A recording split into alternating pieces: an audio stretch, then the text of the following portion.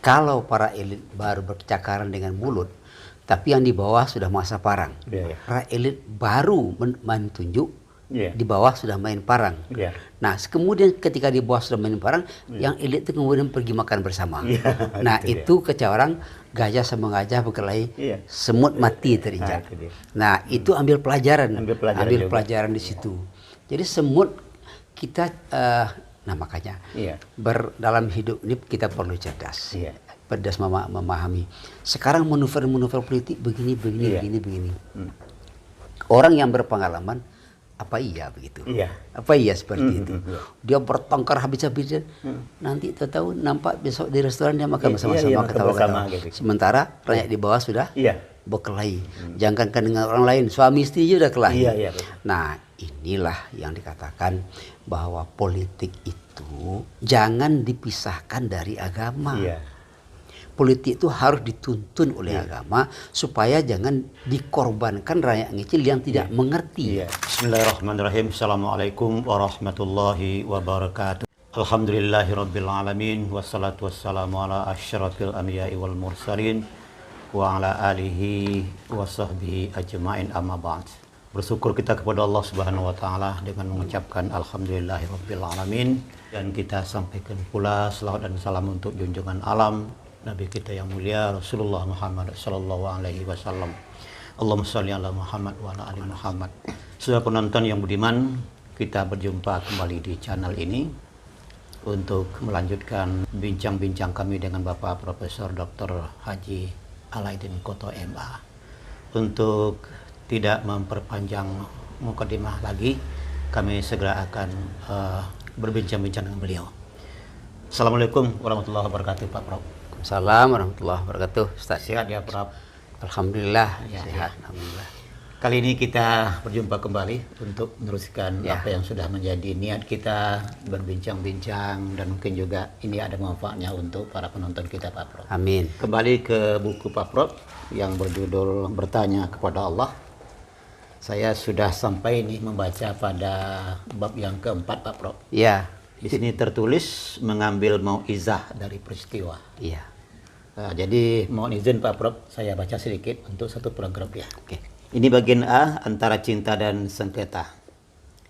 Melihat makin banyaknya perpecahan dan sengketa yang terjadi di kalangan masyarakat, mulai dari suami dan istri di rumah tangga, ketua dan pengurus serta anggotanya di berbagai organisasi, kepala daerah dengan wakilnya, dan juga dengan masyarakat di berbagai wilayah, kepala negara atau pemegang kekuasaan pemerintahan dengan sebagian rakyatnya, sampai kepada sesama warga masyarakat, bahkan juga sesama umat di kalangan penganut berbagai agama dan aliran.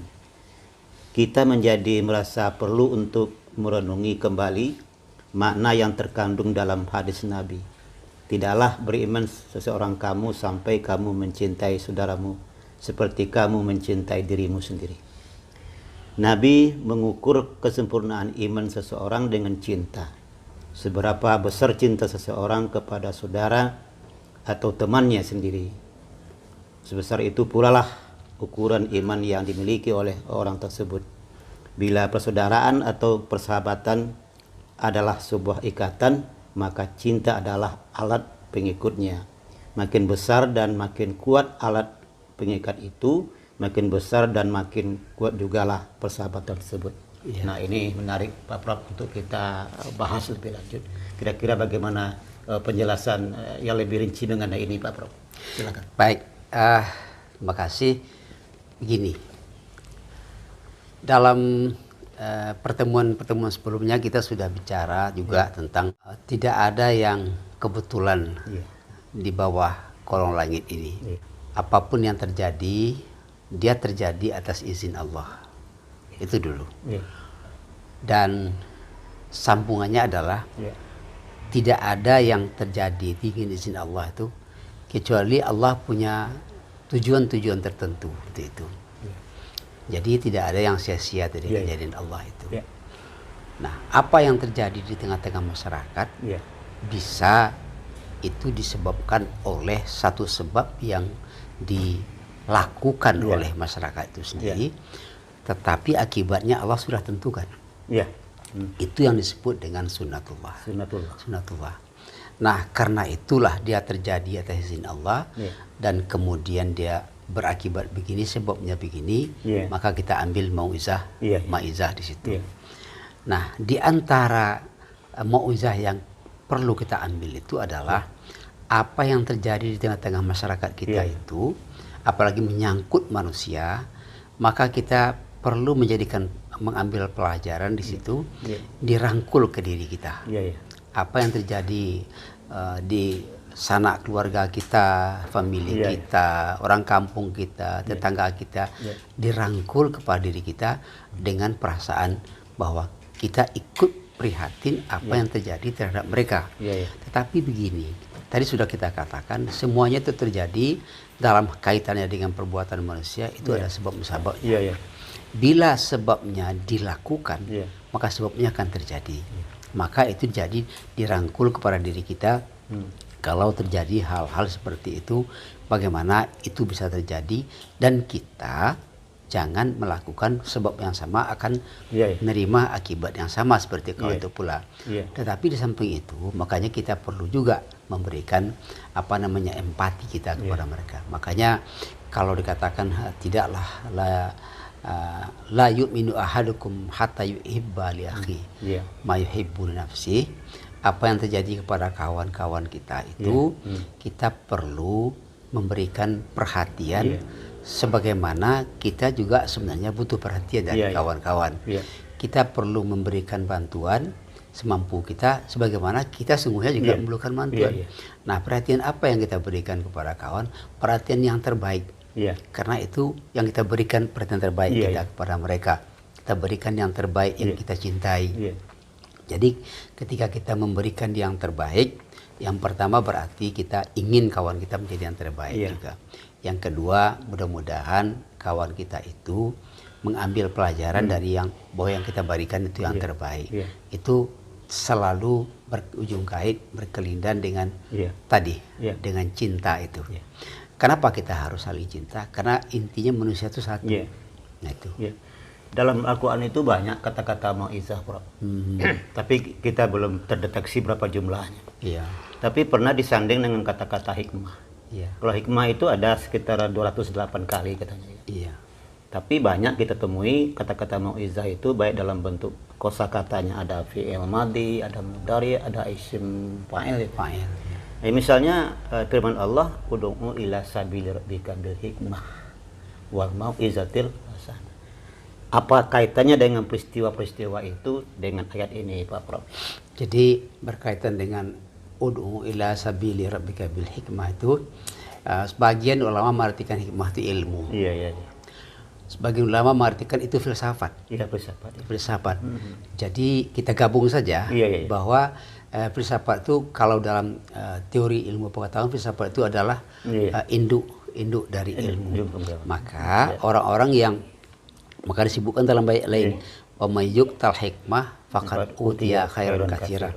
Ketika kita sudah mendapatkan hikmah, hakikat dari sesuatu peristiwa, maka di situ kita ambil pelajaran. Pelajaran apa? Pelajaran yang terbaik. Jadi itu namanya hikmah itu yang terjadi. Nah, makanya kita tidak boleh berhenti mencari hikmah. Tadi mau'izah. Mau'izah itu pelajaran. Pelajaran. Nah, dari peristiwa yang baru terjadi atau peristiwa yang sudah terjadi. Sebenarnya peristiwa itu kalau dia sudah terjadi, dia sudah menjadi sejarah. Sudah menjadi. Kalau tadi pagi dia terjadi sesuatu, kita ambil mau'izah di situ. Sudah jadi sejarah. Nah, sejarah itu sesuatu yang sangat penting. Allah mengingatkan dalam Al-Quran, dan ini sudah berapa kali kita katakan, wa kullan naqussu 'alaika min amba'ir rusul ma nusabbitu bihi fuadak wa ja'aka bil haqq mau'izatun wa dzikra lil mu'minin. Jadi kisah-kisah para nabi. Kalau bicara kisah nabi tentu bicara tentang umat nabi. Dan umat-umat nabi dulu itu yang terjadi terhadap mereka itu menjadi pelajaran. Oh begini. menjadi peringatan bahwa kita kalau itu buruk, maka jangan kita lakukan, mengingatkan kita. Itu namanya mau'izah. Nah, orang yang bisa mendapatkan itu sebenarnya bisa disebut juga bisa mendapatkan hikmah dari itu. Artinya pengertian hakikat terdalam dari satu peristiwa yang ditangkap bukan melalui teks lafaz, tapi melalui pemahaman dari makna batin dari lafaz itu sendiri. Itu ya. Jadi Pak Prof, mana yang lebih tinggi hikmah daripada mau'izah? Sebenarnya kalau tentu lebih tinggi hikmah itu, tapi kita mengambil pelajaran dari hikmah itu. Jadi jadi kadang-kadang dicampurnya juga antara hikmah dengan maqasid syariah dalam hukum ya. Jadi maqasid itu tidak bisa ditangkap oleh orang hanya melihat kepada teks syariat, tapi orang yang mendalami, mentadaburi seperti kita kata kemarin itu. Jadi hikmah itu mendatangkan kebaikan yang banyak. Ya, kata mana Qatan itu kita khususkan kepada ayat Al-Quran misalnya. Ayat Al-Quran itu seperti berlian. Semakin dia digosok, dia semakin menimbulkan cahaya. Mengkilat. Nah, coba kita lakukan. Coba kita baca satu ayat, dapat arti. Besok baca lagi ayat itu. Dia akan munculkan arti baru. Besok baca lagi akan munculkan arti yang baru. Nah, itu adalah hikmah. Itu adalah hikmah itu. Dan itu enggak dapat. Nah, siapa yang diberi hikmah itu? Tentu orang yang tadi, orang yang telah mensucikan diri. Jadi makanya ketika membaca Al-Quran kita baca dulu dengan auzubillah. Supaya apa? Supaya setan tidak masuk, tidak mengganggu, tidak menyertai kita ketika memahami Al-Quran. Makanya kita berlindung dengan Allah dari saat membaca Al-Quran itu. Pak Prof, di sini tertulis itu sengketa. Banyak sekali sengketa. Termasuk sengketa ormas misalnya. Saya membuat contoh Pak Prof. Ada 2 ekor gajah. Ini sudah mau berkelahi. Ya kan? Sudah saling gertak. Ya kan? Bahkan semut-semut juga sudah menyaksikan, bahkan ikut campur di situ kan. Kita sudah risau nih Pak Prof kan, apa yang terjadi gitu. Semua semut menyaksikan, sebagian semut-semut juga mau ikut gitu kan, memperkeruh suasana gitu. Tapi saya lihat itu tiba-tiba 2 gajah ini secara diam-diam berdamai gitu kan. Berdamai dia. Ini mungkin juga ada kaitan dengan hikmah ya Prof ya. Ya, jadi ini erat hubungannya dengan kondisi politik sekarang. Para elit berkelahi cakar-cakaran. Jadi sering dikatakan kalau para elit baru bercakaran dengan mulut, tapi yang di bawah sudah masa parang. Nah, para elit baru main tunjuk, di bawah sudah main parang. Nah, kemudian ketika di bawah sudah main parang, yang elit itu kemudian pergi makan bersama. Nah, itu orang gajah sama gajah berkelahi, semut mati terinjak. Nah, itu ambil pelajaran di situ. Jadi semut kita, nah makanya dalam hidup ini kita perlu cerdas. Cerdas memahami. Sekarang manuver politik begini. Orang yang berpengalaman, apa iya begitu? Apa iya seperti itu? Dia bertengkar habis-habisan, nanti tahu nampak besok di restoran dia makan bersama-sama, ketawa-ketawa. Sementara rakyat di bawah sudah berkelahi. Jangankan dengan orang lain, suami istri juga kelahi. Nah, inilah yang dikatakan bahwa politik itu jangan dipisahkan dari agama. Politik itu harus dituntun oleh agama supaya jangan dikorbankan rakyat kecil yang tidak mengerti Bapak. Jadi gitu. Jadi ingin saya katakan lagi, para elit baru main tunjuk, di bawah sudah main parang. Para elit pergi makan bersama, sesudah dia bertengkar habis-habisan, yang di bawah sudah luka-luka berdarah-darah dan tidak berbaikan setelah itu tuh. Makanya salah satu tugas dari elit itu apa? Mencerdaskan rakyat secara politis. Itu yang namanya politik jahat kata orang. Saya waktu ujian promosi doktor Iya. tahun 98, salah seorang penguji tanya begini, orang mengatakan politik itu jahat. Iya. Menurut Anda bagaimana? Iya. Saya katakan sejauh yang saya pelajari politik itu tidak jahat. Tidak jahat. Dia jahat, politik itu baru jahat kalau jatuh ke tangan orang jahat. Iya. Nah, kalau begitu agama pun bisa seperti itu. Iya. Agama pun bisa seperti itu. Saya pernah dulu waktu saya penelitian, ada seorang kaum membuat judul penelitian namanya agama sebagai sumber konflik. Iya. Itu kan terdengarnya kontroversi, Iya, iya. tersinggung orang kan, masa agama sumber konflik. Betul, betul. Ternyata yang dimaksud agama itu agama dipahami secara parsial, Iya. lalu mengklaim bahwa itu Iya. yang benar, lalu orang yang tidak sama dijadikan sesuatu yang salah, dituding, lalu menjadi berkelahi, menjadi konflik. Jadi yang sumber konflik itu bukan agamanya, tapi pemahaman agama yang tidak benar. Tetapi bisa juga dijadikan sumber konflik apabila ini dimainkan oleh kepentingan politik jahat yang dikatakan oleh penguji saya. Akibatnya orang berbenturan antar agama. Padahal sejarah perang salib yang besar sekalipun itu bukan karena agama. Betul. Itu karena kepentingan bisnis. Iya. Lalu dibawa-bawalah emosi keagamaan umat-umat waktu itu yang masih bodoh, lalu berperanglah atas nama agama, dibawalah simbol-simbol agama. Padahal bukan agama. Itu kepentingan yang tidak ada agama yang menyebabkan orang berperang antara agama. Nah, sekarang nih Pak Prof, tahun 2022. Ya. Setahun lagi kurang lebih Ya. itu akan ada general election, pemilihan anggota legislatif dan juga presiden, bahkan juga disamakan dengan kepala daerah. Iya. Bagaimana Pak Prof memandang perlunya pencerahan terhadap bagaimana masyarakat pintar di dalam bersiasat secara elegan dan kalau bisa ya secara Islami ini Pak Prof? Ya, inilah sekali lagi kita katakan tadi bahwa mungkin kita semua prihatin ya. Politik praktis ini sangat dekat dengan uang, dengan uang. Dan uang adalah senjata paling ampuh untuk melemahkan orang, siapapun orangnya. Dan senjata paling ampuh untuk menundukkan orang dengan uang itu. Nah, maka politik uang ini, uang diperlukan untuk politik, tapi jangan politik uang akibatnya masyarakat hanya dimobilisasi untuk kepentingan uang, lalu setelah itu ditinggalkan. Maka sangatlah kita berharap kepada masyarakat untuk meleklah gitu. Dan tentu masyarakat tidak akan melek politik kalau para elit tidak mendidik mereka melihat dengan politik.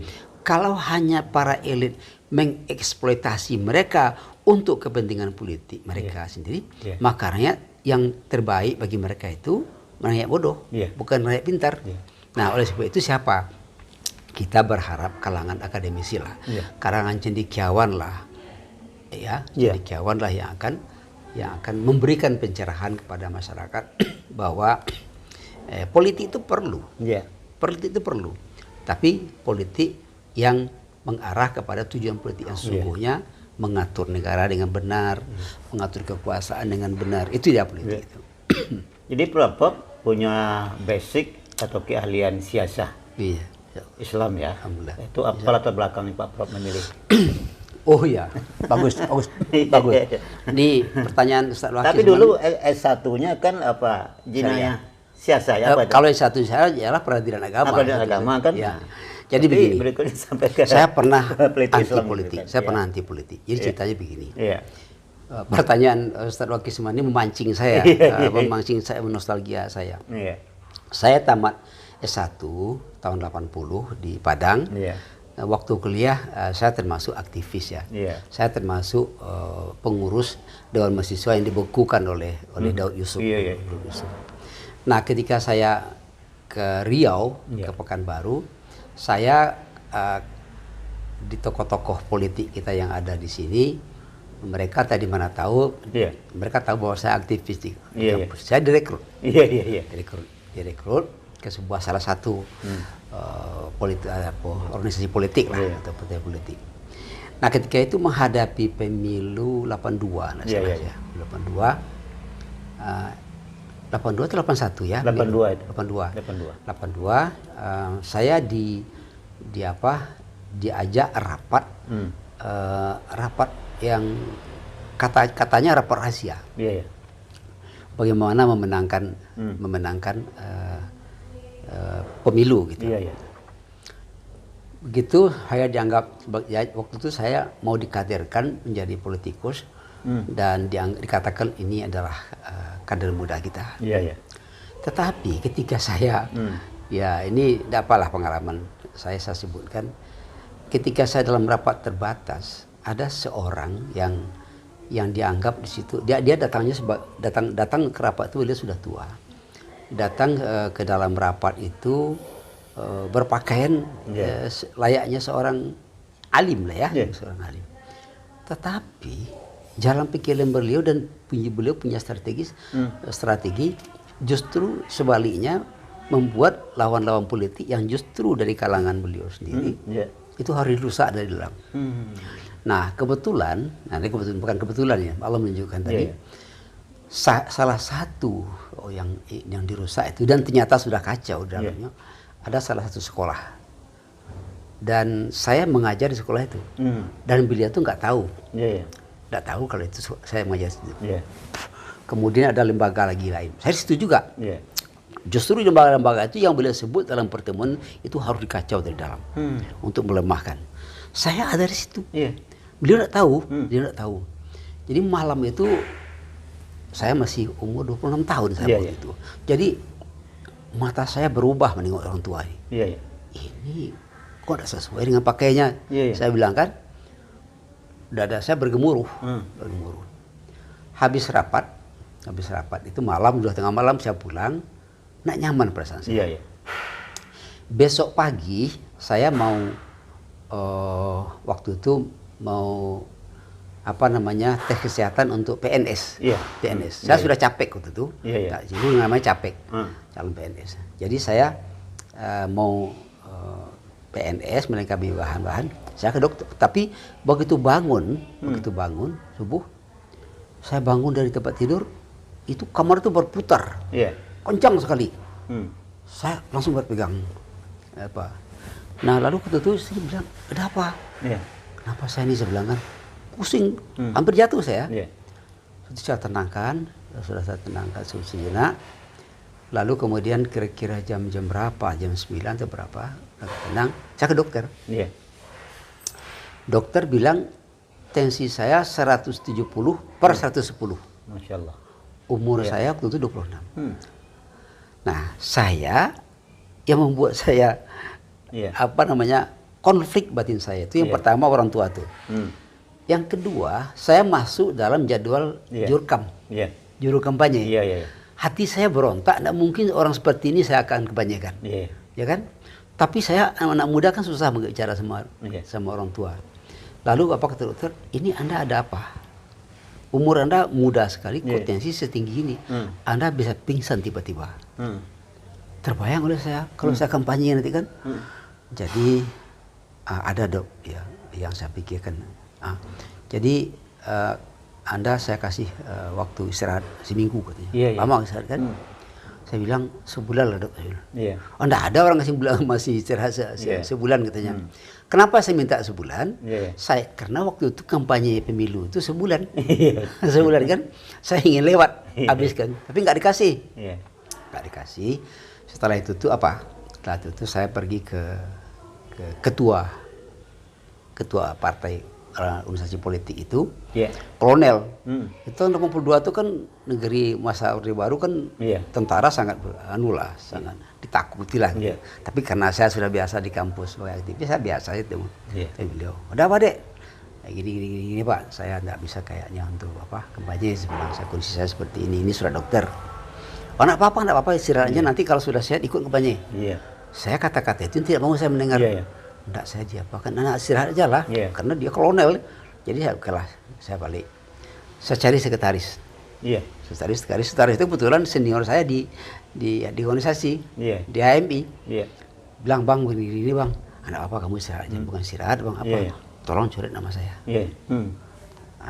Tunggu lah, bukan tunggu sekarang dulu. Jadi sesaat kan. Iya. Akhirnya dicoretnya. Dicoretnya, terasa dingin kepala saya. Iya. Saya dingin kepala dingin, aman.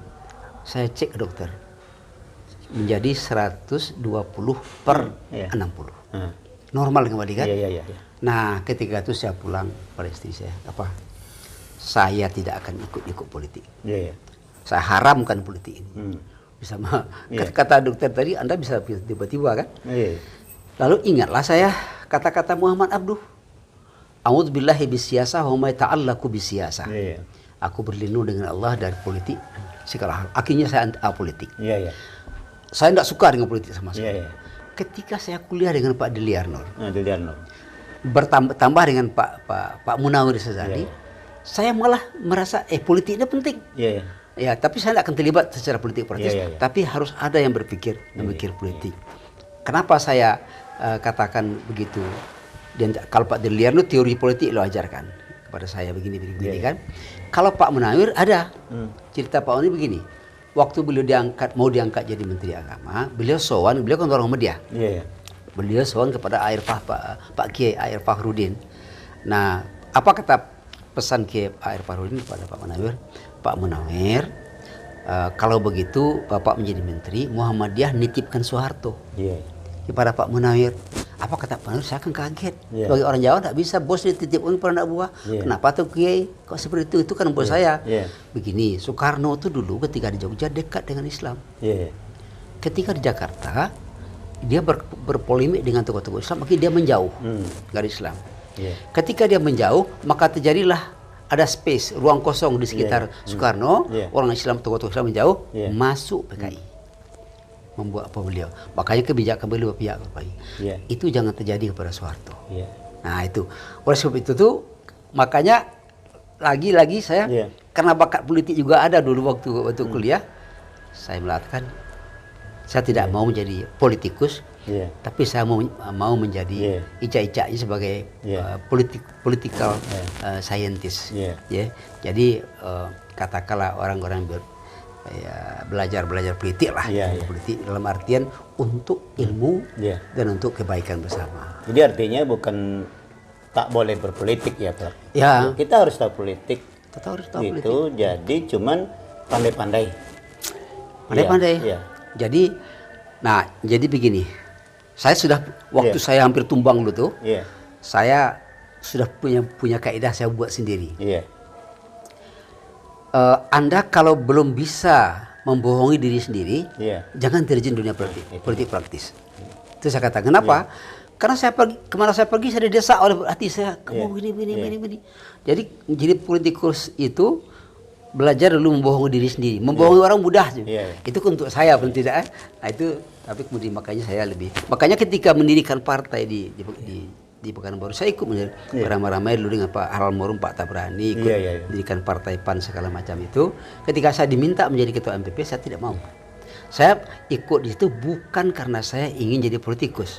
Saya karena ingin mencoba memasukkan pemikiran-pemikiran dan saya lihat platform PAN waktu itu sesuai dengan pikiran saya. Apalagi pendirinya tokoh reformasi.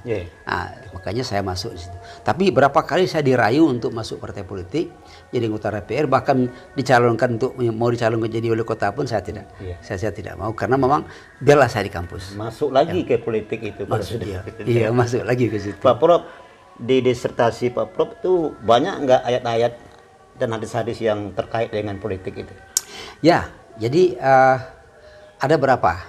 Tapi kan saya memfokuskan disertasi saya itu pemikiran politik Persatuan Terbiah Islamiyah. Jadi saya lebih melihat politik politik Sunni. Politik Sunni itu dia politik yang anti taat kepada pemerintah yang sah, taat pemerintah yang sah, tidak boleh memberontak selama pemerintah itu tidak menyuruh kita berbuat mungkar kepada Allah. Nah itu doktrin daripada politik Sunni. Gitu. Terakhir Pak Prof, ini kembali mau izah peristiwa di Malang beberapa yang lalu itu. yang mengakibatkan jatuhnya korban sekitar 127 orang Pak. Ya, Apa ya. hikmahnya? Jadi yang jelas bangsa kita umumnya orang awam, Ya. ya. Orang awam tuh dia tidak bisa membedakan mana yang perlu, mana yang tidak perlu. Yeah. Sepertinya semuanya penting. Yeah. Ya, padahal kalau dia berpikir secara jernih, dia ke sana bukan untuk mencari kekecewaan, untuk mencari kebahagiaan. Yeah. Dia hanya ke sana untuk mencari kesenangan, Hiburan. mencari hiburan. Yeah. Kalau cari hiburan, kalau menang, nah Yeah. kalau kalah idolanya, Yeah. nah, dia tadi di Yeah. sini lagi perlunya Allah di situ. Yeah, yeah. Di sini lagi perlunya agama Yeah, yeah, di situ. Itu Allah membuat seperti itu. Iya. Tidak mungkin orang menang terus-terusan. Iya. Orang yang terus-terus menang, dia akan sombong. Iya. Nah, Allah tegur itu. Kenapa Umar bin Khattab sampai memecat Khalid bin Walid di tengah-tengah peperangan yang sedang terjadi? Iya. Karena Umar bin Khattab tidak ingin yang pertama Khalid tidak lupa diri. Iya, iya. Yang kedua, nanti jangan berubah. Ketaatan tentara melihat Khalid bin Walid tidak sekedar panglima lagi, sudah lebih dari itu. Itu hikmahnya. Tuhan, kenapa sesudah perang Badar kok perang Uhud kalah? Ya, itu kan dibuat oleh Allah. Begitu apalagi ini. Jadi sayang sekali kita menyayangkan peristiwa di Malang itu, dan oleh sebab itu memang perlu diperketat lagi masalah itu. Tetapi bagaimanapun, kedewasaan bangsa kita ini memang masih jauh, ya, dalam hal itu apapun. Kalau kalah ya, kita terima aja, gitu. Jadi kembali kepada hikmah dan mau'izah tadi. Ini kalau tidak salah ini peristiwa ini kedua terbesar dalam sejarah persepak bolaan dunia, Prof. Ya, luar biasa. Ya, luar biasa ya. Dulu peristiwa di Peru ya, di mana yang terbesar itu ya. Bukan di Munchen ya, di Peru ya, di Peru. Jadi itu tadi fanatisme yang tidak disertai dengan kecerdasan berpikir. Fanatik itu boleh, tapi harus disertai dengan kemampuan kecerdasan berpikir itu. Ya. Baik, Prof. Sungguh menarik apa yang kita bincangkan karena terkait dengan masalah hikmah mau'izah, dan juga tadi sudah kita kaitkan dengan masalah betapa pentingnya politik Islam itu. Nanti akan kita sambung lagi ya, Prof. Terima kasih atas bincang-bincang kita kali ini. Sama-sama. Sudah penonton, demikian bincang kami dengan Pak Profesor Dr. Haji Alidin Kota MA dengan tema sentral bertanya kepada Allah, dan tadi ada di bab yang keempat mengenai mau'izah terhadap peristiwa-peristiwa yang terjadi di tengah kita. Terima kasih atas